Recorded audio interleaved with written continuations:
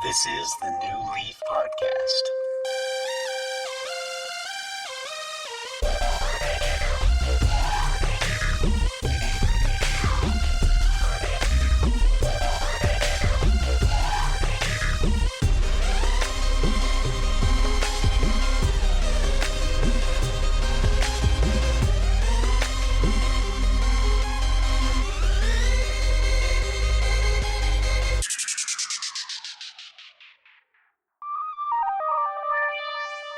Hi guys, this is Tanner and Tyler and Christian are here. So this is the New Leaf Podcast, episode 26, yo. And take it, Christian. That's right. Man, I don't know how you can top that intro yet again. All right, so this week I don't think we're gonna have a whole lot to talk about since I was off work this past week, but I was out of town most of that. I did play a little bit of the full version of Elite Dangerous, so I'm going to talk about that a little bit, but Tyler also has a follow-up topic that he wants to discuss, so I don't know what we want to hit first. I will. I say we hit the. Let's go with the Elite Dangerous to pick up where we left off, because we did talk about that last week, and I would like to know, now that you've played it some more, what is the what's the major change, especially now that you're out of the tutorial missions? Well, I guess the main thing is the tutorial it gives you a ship and you finish whatever mission it's wanting you to do.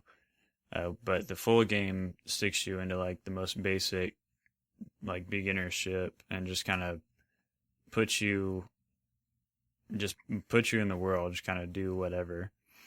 So I've just been flying around to the different space stations, picking up missions and stuff. I tried to do, well, let me back up a little bit. So when you're flying around, you can either be flying in hyperspace, you can be flying in the super cruise, or just regular flight. And the hyperspace is just like it is hyperspace, super fast travel to whatever system you have set in your navigator. Then the regular flying is obviously just, not any type of super fast anything, just cruising around. The super cruise is kind of the main method of travel. If you don't have a set location, and then when you're in certain systems, I think the hyperspace, the whole travel thing is still a little confusing, but when you're doing hyperspace, you can only travel to systems, but when you're traveling around inside a system, you have to do the super cruise. If you just do the regular flight, it would take you forever and ever to get somewhere.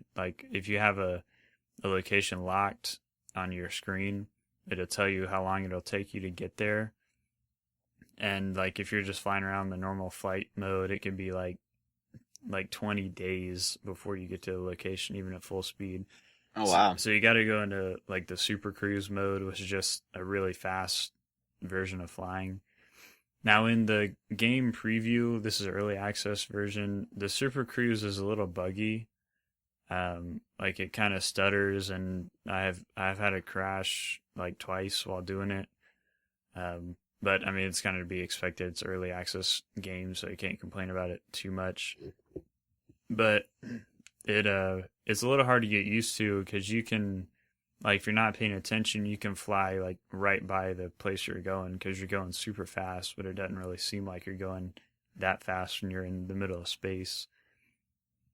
And does it, if you locked on to a certain place, it would send you there, but if you're just in the super cruise, does it have a set destination? No, you're just flying toward whatever location you're going towards. It's just regular flight, but it's just super fast. Okay. Yeah, just imagine. Chewie, punch it. We're going to hyperspace. Dude, it does look, when you do the hyperspace, it looks exactly like the Star Wars like the stars start flying by you super fast. It's pretty cool. But yeah, the Super Cruise is just like ultra fast version of travel, and just there's no like hyper jump or anything like that going on, so you don't have to have a locked location. So yeah, it's a little hard, like, because you think you still got a ways to go before you hit your location, and all of a sudden it would be like zooming past you because you're going so fast. So that's a little difficult getting used to that. It takes a lot of practice to get used to landing on the space stations, because you have to line your ship up just right. And you got to be kind of like switching controls around to maneuver the ship their correct way. But I'm getting a little bit better at that. But each space station has like its own missions.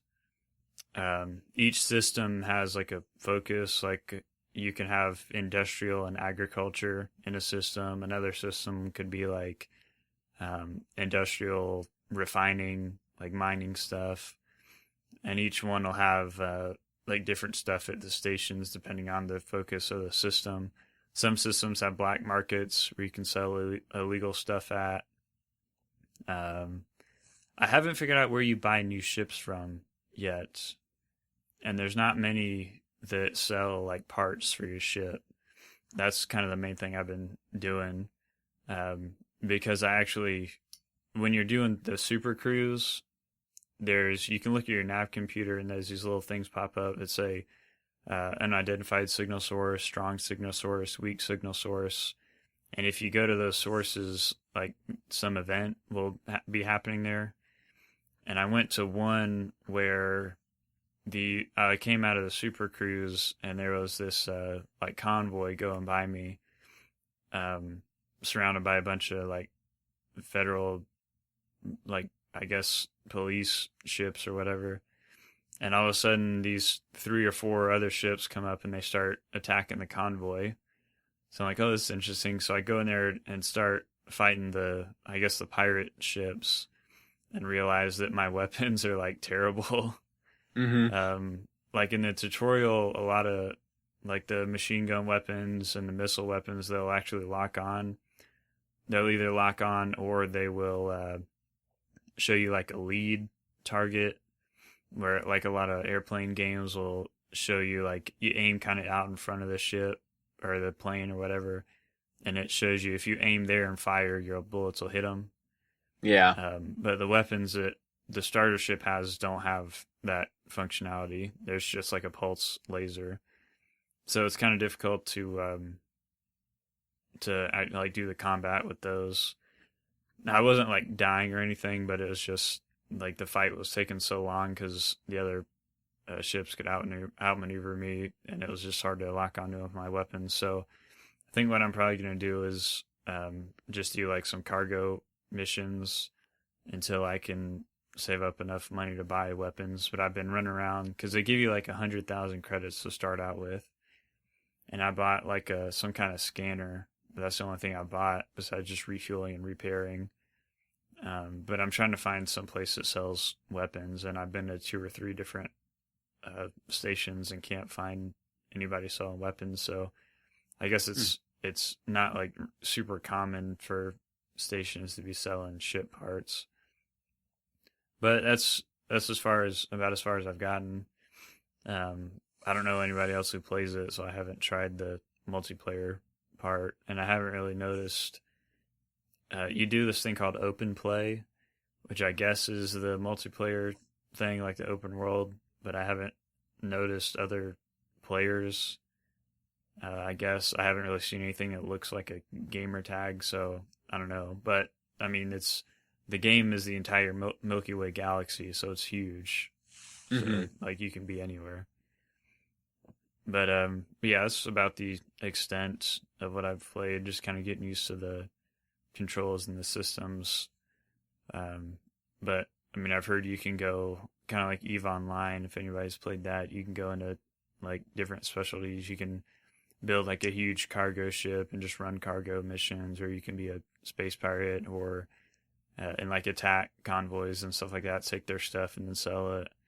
or you can be a mercenary, hunt down people with bounties on their heads and stuff like that. So Yeah, EVE Online, I've heard, like, I've had people play it, and it seems to be, like, very addicting, but I've never actually jumped into it. Part of that's because I don't want to be addicted, but it's cool, but it's, like I've said before, it's one of those games where you have to pay the subscription, and I don't put as much time into it to justify paying the subscription. If it was free, I might play it more often, but and I know on EVE you can get to a point where you can trade the in-game currency for game time.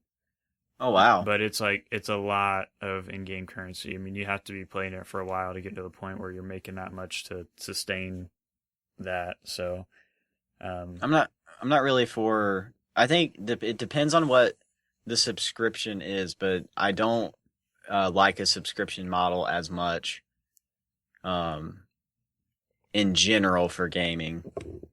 Like Xbox Live being a subscription, that makes sense. Like, because it's a full service. But yeah, paying like if you had 3 games that required a subscription, and most of them are like $15-$20 a month. That's a lot to be paying for just 3 games. It's like you have to.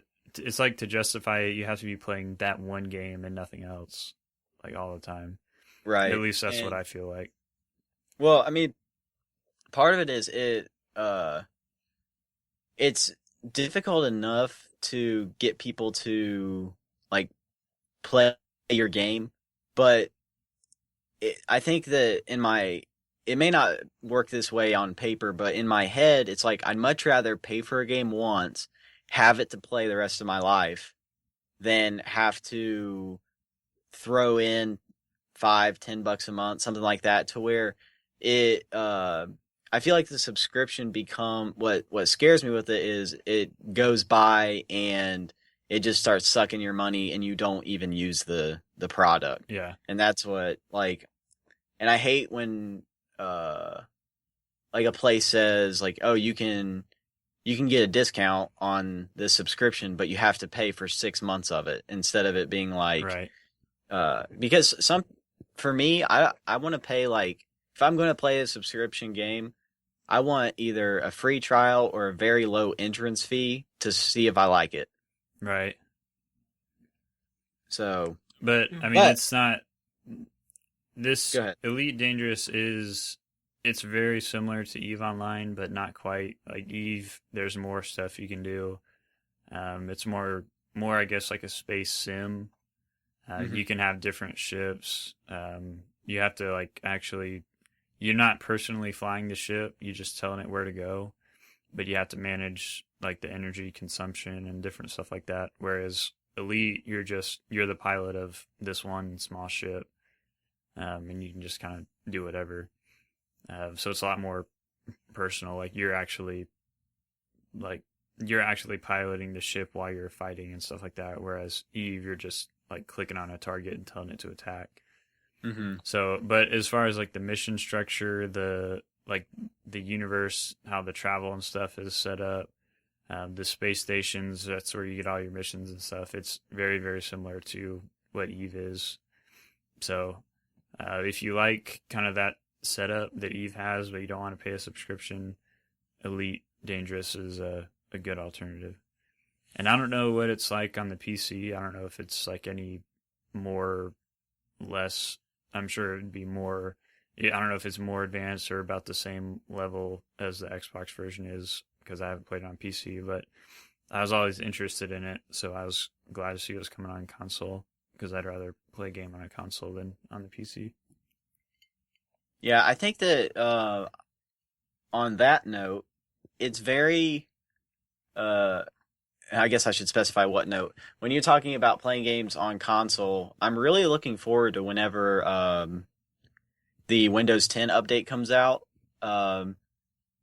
I read an article over the week that said that mouse support may be coming to Xbox because keyboard support is already there. Oh, really? Yes, and so that was actually really interesting to me because a lot of games, I know we've talked about this before, but auto aim is on for most games just because it's controllers are just not near as sensitive, and it makes the gameplay a little bit better for those controller users. Yeah, I feel like a Um, mouse would be better to use for like targeting stuff than the control than the joysticks are on the controller, at least for Elite.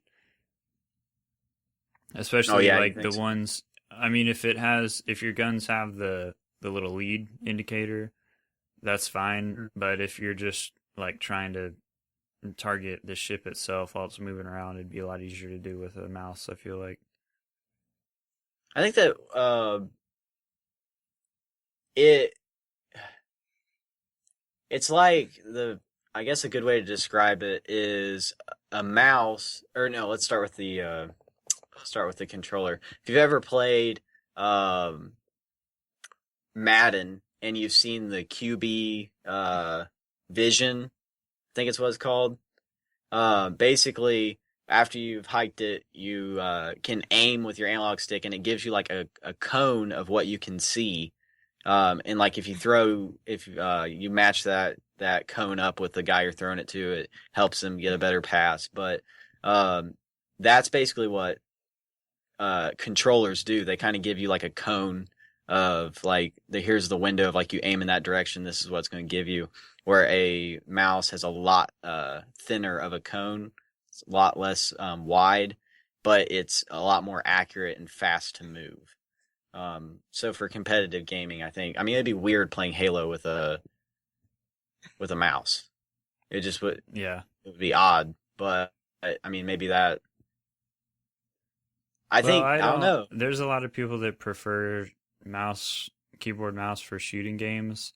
I don't really. And there's other games like the Tomb Raider I have on the PC. I'd rather plug my controller into it and use that. Hmm. But other things an RTS game or strategy game, there's no other way to play it besides a mouse and a keyboard, unless it's specifically built for a controller, like Halo Wars was. Yeah, But it's Halo Wars spoiled us because it was amazing yeah, with. and most now, like with Elder Scrolls Online, they're getting better at it. But most MMOs are better with mouse and keyboard. Most of the MOBAs are better with a mouse and keyboard, except for Smite. There's some games that are kind of pushing the genres, like making them better for controller support. But there's still a lot of stuff that I would rather play on a mouse and keyboard. And RTS games or strategy games are still like the number one. I just I don't see those being possible on a console unless they offer mouse and keyboard support. Which is interesting you say that because remember a couple of months ago, people were debating this, like the job postings that Microsoft had put out, calling for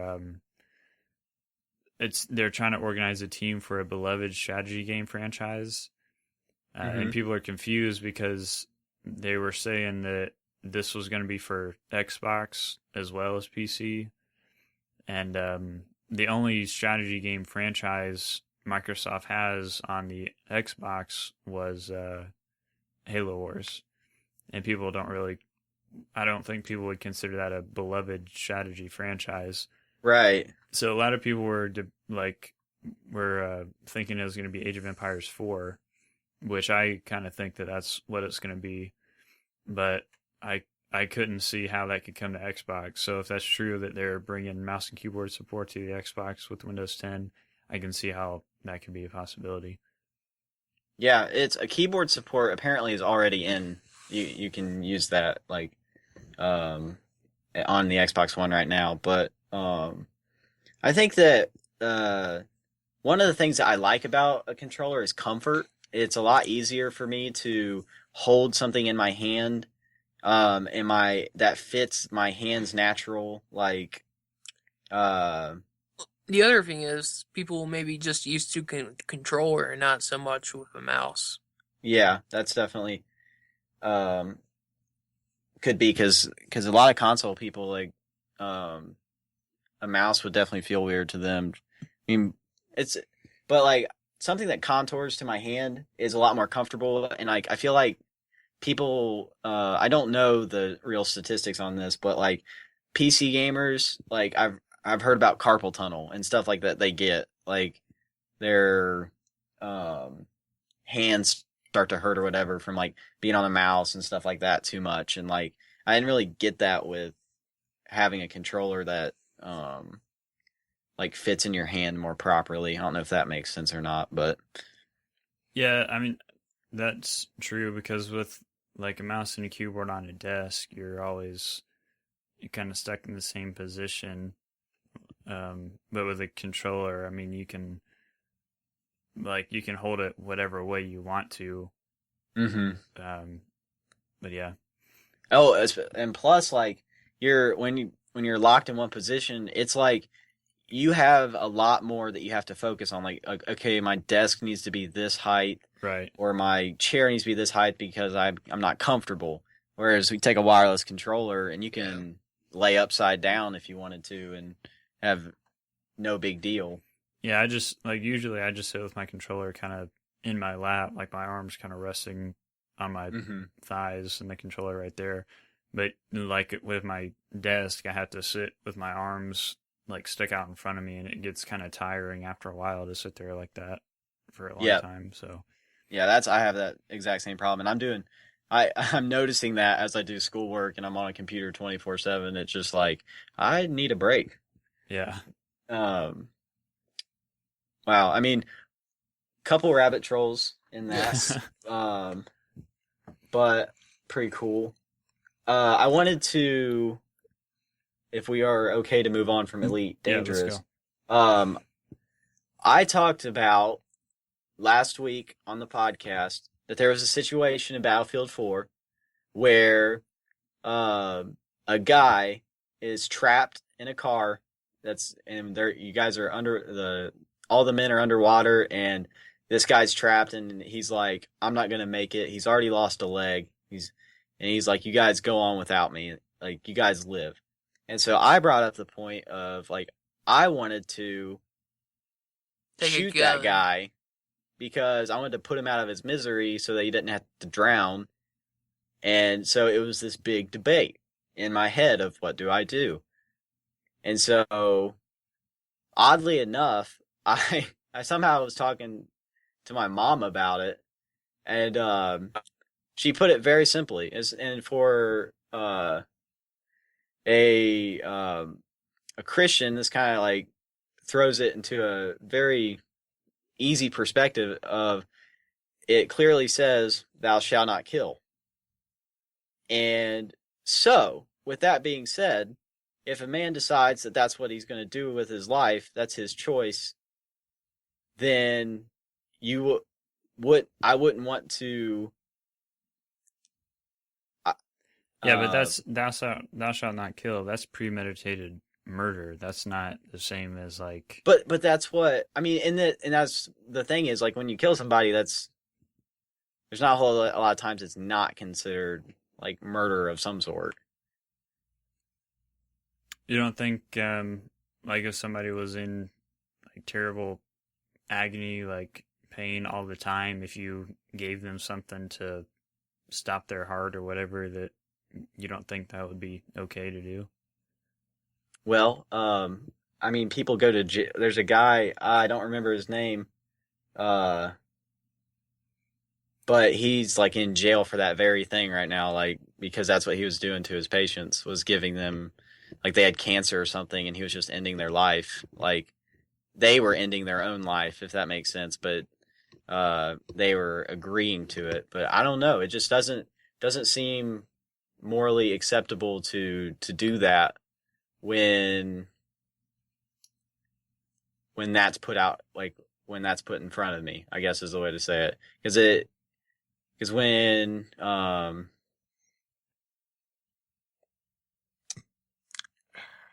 look at the responsibility, if that person makes their own choice, like, but I just don't know if I would be able to help them succeed in their mission, if that makes sense. I don't know.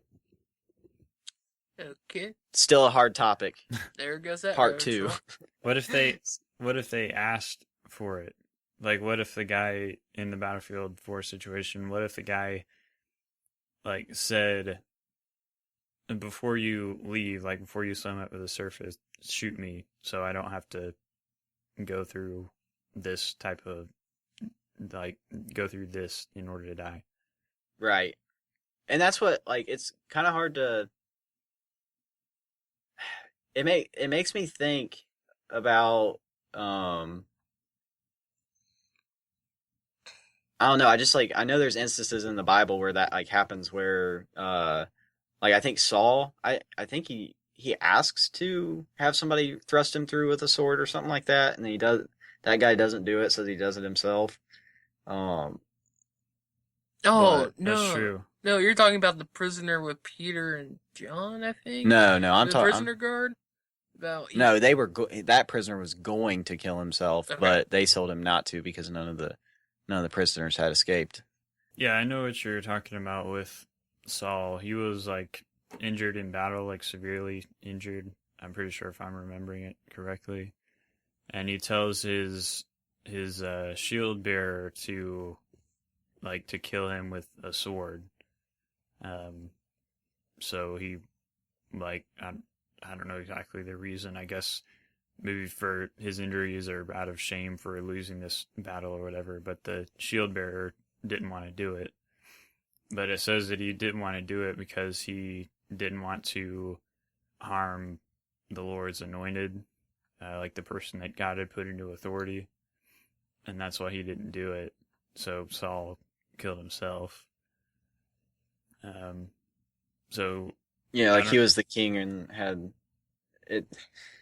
Wouldn't be a great. I wouldn't want to live with that on my track record. I killed our king. yeah, No big because deal. remember there was another guy that oh, David's best friend. no, there was another guy that came up to David and said that he had cut off like Saul's hair or something while he was asleep or something like No, that. they.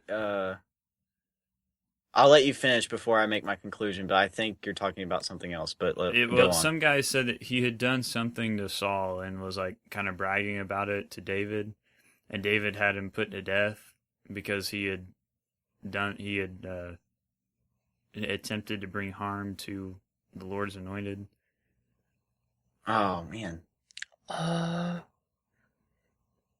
I forget. That's gonna have to be something. I yeah. need to re-go through the Kings and Samuel because that is very interesting stuff to read about. It's very Mhm.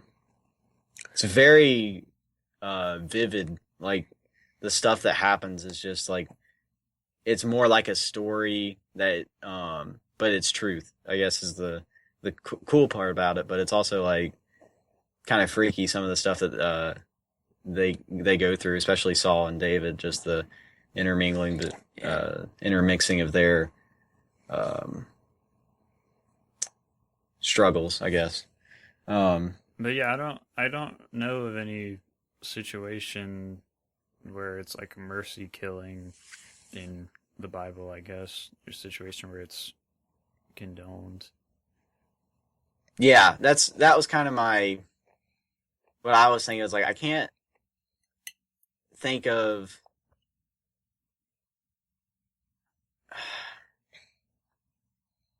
an example of where death was looked at in a positive light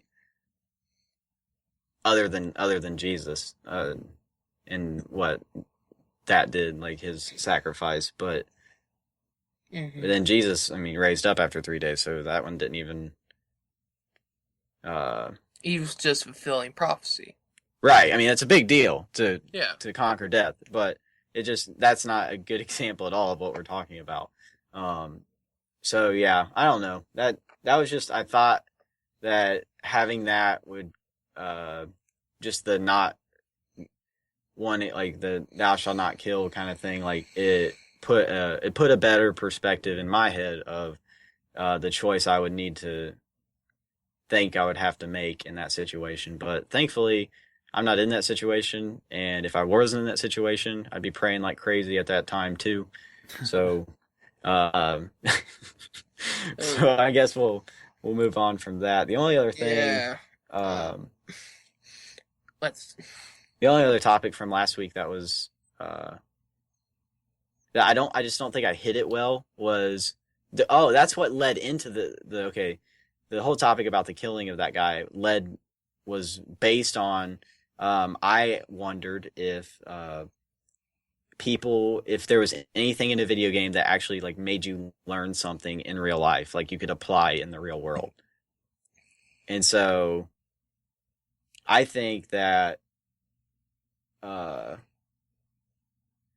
there's a part where like we need to view things as like fantasy, and it's not real, and that's like the whole point. Is it's a movie, it's a game. Like people understand that there's a difference. Should understand that there's a difference between the two. Like you, Well, the major one. You can self-revive. Like real life. Nope. well, I think that there's just games where it stuff happens and it's like there's no consequences for it, Mm-hmm.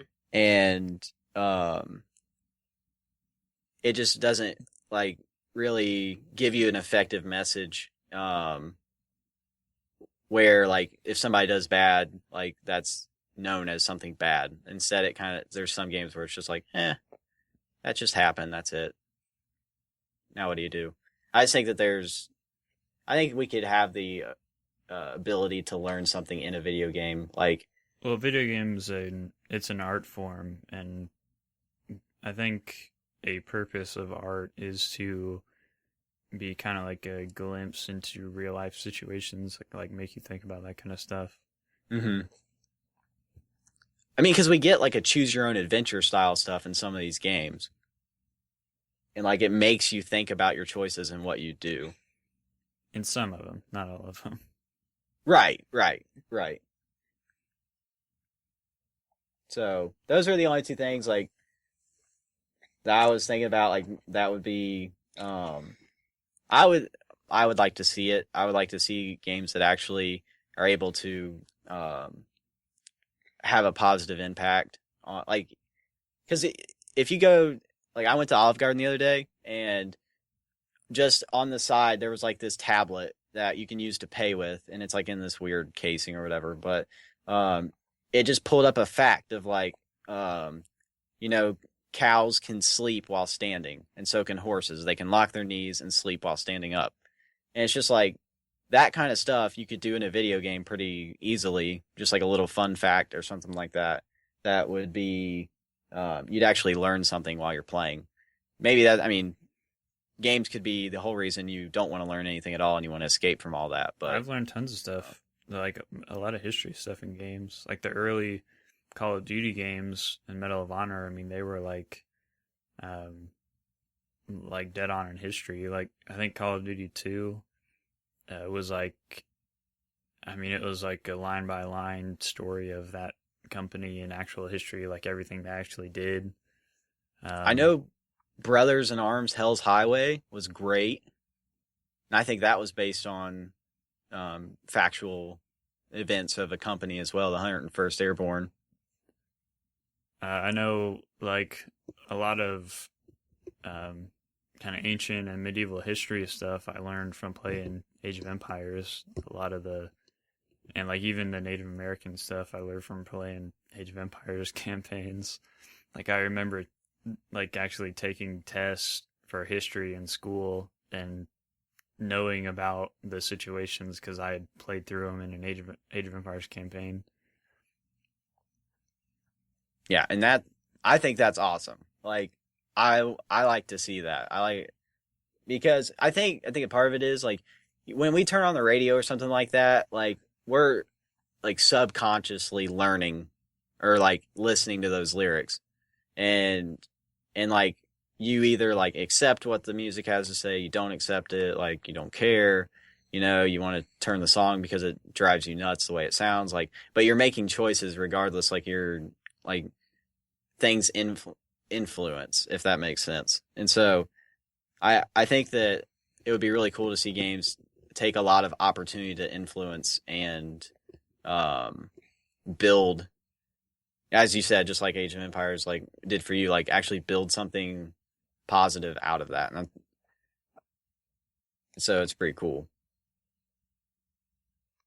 But those are the only things that were kind of rabbit trolls from the last podcast that kind of are now rabbit trolls in this podcast. I just brought them back up. So boom. Yeah. Rabbit troll. Yeah, those are good subjects to talk about. The moral implication of games. I think we probably should talk about that a little bit more. I think we should get Taylor in on it as well and have us our own conversation on it. A more planned one too, so like where you take the time to like stop and like examine a game or something like that. That'd be cool. Yeah. If anybody didn't know, Taylor is actually home this week. I think last week and this week he's home. Yes. Mm-hmm. So he's hanging out with his fiance now. He just proposed to his girlfriend Allison. Whatever day it was he got back from the airport, I guess Saturday. Yeah, I mean, like it was either like Friday or Saturday night, but I mean he wasted no time. It was he walked out of the gate and like just popped a question right there. Yeah, it was like boom, like it cracked me up because it was so I mean it was perfectly planned by him, but like it just looked like it was nothing to do. He was just like, "Oh, hey, right, yeah." But pop this question. Let's do this. But his family like had all the signs, like all the signs all written out and everything. Did you watch the video? Yes, I did. Like, what was cool was he hugged her and stuff, and like they were, just like getting to see each other finally after he'd been gone. Well, while they were hugging or whatever, that's when the family got out the signs. Yeah. And so when she turned around to walk away, like her and Taylor were going to walk back to the family, when she turned around to do that, that's when they were holding out the signs. And so she turned around and read the sign, turned back around, and then Taylor was on his knees already. So it was a really cool, like, setup. Yeah, it was pretty smart to do it. Cool. Yeah, but yeah, so he's busy seeing family, friends, all that good stuff. So that's why he hasn't been on. And I don't know what day he's going back. So I don't know if he'll be on Friday. I think this coming Friday. So, which I mean, the listeners, that'll be. I mean, today's the 26th episode on the 26th day of July. In the year of our Lord and Savior, 2015. So boom. Now you guys, forever cemented in time, you'll know that date. You'll know what's going on with our lives. Well, they won't hear it until the 27th, so. Yes. That just ruins your whole thing there. No, but by me dating it today, that way, when they listen to it years from now, they can be like, "Oh, that happened on this day." Like that's when we made this podcast. I don't know who's going to be listening to this years from now. Maybe we'll be the most famous people alive, and you just don't know it yet. Maybe you have to have positive thoughts, wishful thinking. I guess you could say that, or you could call it that. Or it's going to be like years from now, our grandkids are going to be like, "Oh my gosh." My grandparents are weird. Nerds. That's what I'm like. Yeah. They'll be like getting into their virtual reality suits and like all this crazy stuff. And you're like, they play games with a controller. Yeah. They've got like full on Spartan. It'd be like, what's suits. a Gundam? Like, they won't be saying what's a Gundam. They'll be like, dude, there's that Gundam out on the side of the road right there, guarding our street because or they'll be quoting Gundam Wing. It's a Gundam. Like they'll be going to buy like this year's edition of the Gundam as their personal vehicle. Yeah, exactly. That would be awesome. when I was a kid, I always dreamed of like seeing a Gundam in real life. All we have to go is Japan, Tyler. I know. Just go to Japan. We can do it, and we'll see the original Gundam. Yep. Hopefully they'll build a wing or G, but we'll have to wait. Japan's got all kinds of crazy stuff. Yeah, it's definitely they're geniuses over there. Japan, they got lots of brains. I've heard they're really good at tech stuff, but they're like really terrible in like agricultural things. Mm-hmm. Like I've got a friend who I actually met at Lowe's. He was just working at Lowe's for the summer, but he's doing research for a PhD in agriculture, and he said he's trying to get his PhD and then go to Japan to teach agriculture and use that as like while he's doing that, also like use that as kind of a venue to spread the gospel. Mm-hmm. Like not really be a part of like any missionary organization thing, but just kind of live there and do that while sharing the gospel. But he said, yeah, like they're like super big into tech stuff, like all that stuff. They're like super urbanized and all that crazy stuff, but they're like really terrible with food stuff. Like they have like some of the world's like worst food production practices because they just don't do that, which is weird because usually when you think of like older Asian cultures, it was like that big feudal kind of like agrarian society. Mm-hmm. And how where it's like changed. the samurai were like kind of the same thing as like in Europe, where the samurai were like the leaders of the castles or whatever, and they had like all these lands and farms and everything. And then when they were called to war, that all the different guys from all the castles would go off. So it's weird kind of how it's changed from that into into nothing, just tech stuff. Yeah, and the knights would be at the London end of that, not samurais, unless there were some samurais. Unless you have something like the movie The Last Samurai, then you. That was, if I remember right, that was a pretty good movie. That was a good movie. I liked it.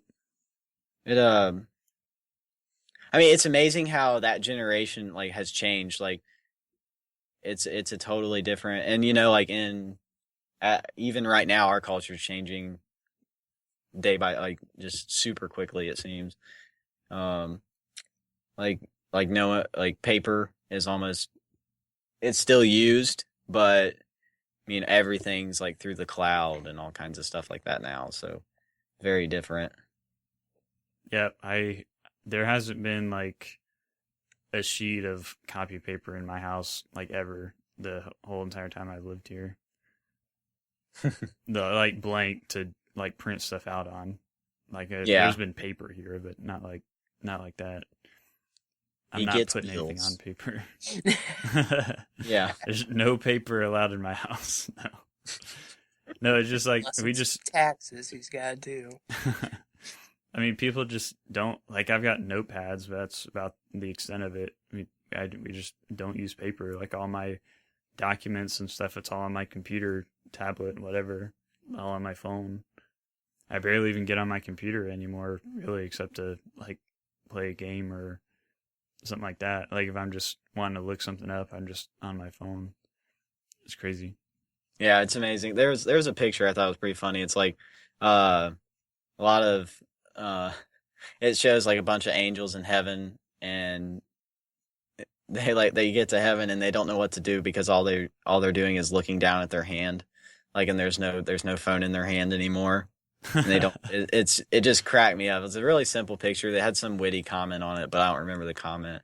But it was a good kind of depiction. Oh, which I guess we can bring that up. Like in my opinion, gamers should not only be gamers. Like that they should be able to branch out and do other things. Maybe pick up a sport.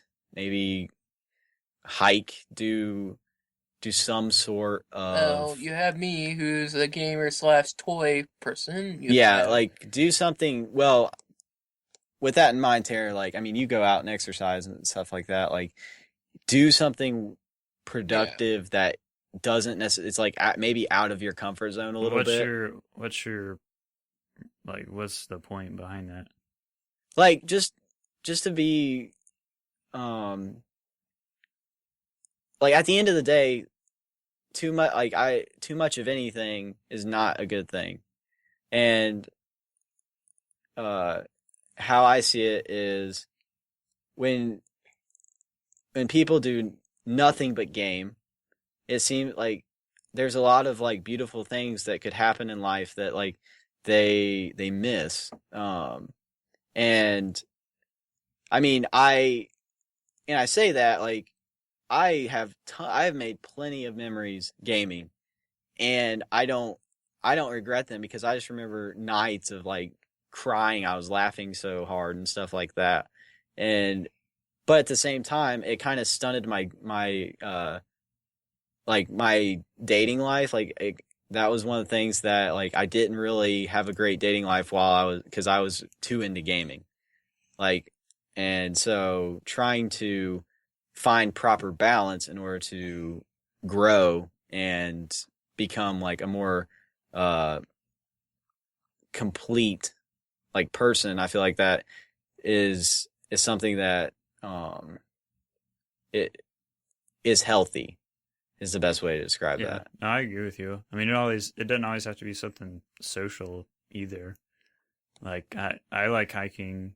I put a couple of pictures on Facebook of where we were at in West Virginia, where we went up to the highest point in West Virginia, and just looking out over like all these other mountains and valleys was just awesome. And I've hiked a bunch of stuff around where I live. There's a lot of good trails and mountains and stuff around here, so that's really fun to do. Like I've gone with my dad to a bunch of places. But yeah, that's a lot of fun and kind of gets you active. But I've also I haven't been playing as much games because I've been reading a lot of theology stuff and writing about that kind of stuff on my blog. So, yeah, it's definitely good to do other things besides just playing games all the time. Like in your free time, like that doesn't have to take up all your free time. You should do other things. Yeah. And I mean, that's just it. It's like it's one of those things where proper balance and it's if you get it to where you're not like if that's all you do, you come home, play games, go to bed, come home, play games, go to bed. There's a point where it's healthy to stop and reassess yourself and think, well, maybe this is stunting my growth in another area of life because this is all I'm doing. And I mean, because I know me. Go ahead, Christian. It didn't have to be just video games either. I mean, that's kind of what we're talking about because that's mainly what we do. But I mean, it could be anything. It could be somebody that never plays a video game, but they watch TV like nonstop, or they go play sports. Right, they just play sports nonstop, or somebody that reads books like all the time, and they neglect like everything else. Like it can be anything. Like you shouldn't let one thing consume all your time. Like you should have a diverse variety of things that you partake in. Right. And it's healthy. I mean, like some people are antisocial and that's the way they're made, and that's okay. Like it's just if I think there's some times where people have the opportunity to be able to grow in that and be able to like hold better conversations, stuff like that, where it just is a little out of their comfort zone. And I'm speaking to the choir right now because I get anxious when I am around people I don't know very well and stuff like that. Like there are definitely times where I'm just like, oh man, like I don't know what to say, I don't know what to do. Like, but part of that is I just don't do it enough. So if I talk to people more, stuff like that, it would be a lot easier for me to continue and not feel awkward because I've actually practiced in it. So that's important. Mm-hmm. So I don't know. Like that's just something that was on my heart. Kind of just, I mean, we all go through it. We all have things that we over prioritize or under prioritize, and It's not like as Christian said, it's not like we're calling out gamers just specifically, because it could be anybody. But I just felt like that was something that is good to get out and kind of spread the word on if you didn't. Maybe something to think about. Yeah, for sure. I think we can go and wrap this one up too. We've done almost an hour, not quite, but no, that's cool. Uh-huh. I mean, part of me wants to say, Tanner, send us out the same way you sent us in. Yo, dog, homie. Oh yeah, it's a good time. Yeah. Good time to be off the announcement. Well, recording. guys, we had a good. Wait, podcast. hold on, Tanner. Don't do it now. No. The phone's ringing. Sorry.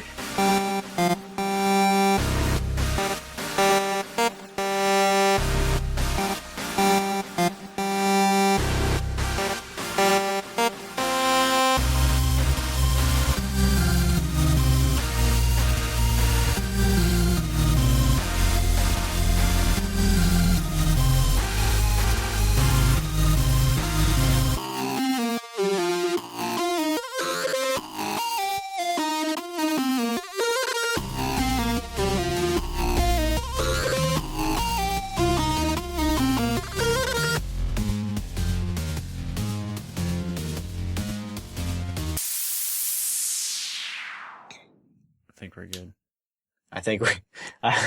I think we're good. Okay. Well, guys, we had a good, interesting podcast for this week. Oh no! Ah!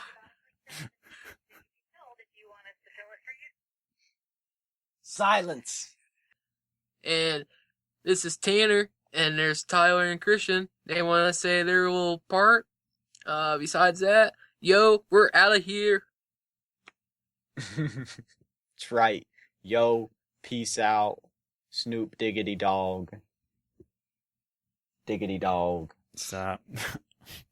That's enough. Flavor Flav. Yeah, boy. Tanner. Oh, man. Can't get much better than that, y'all.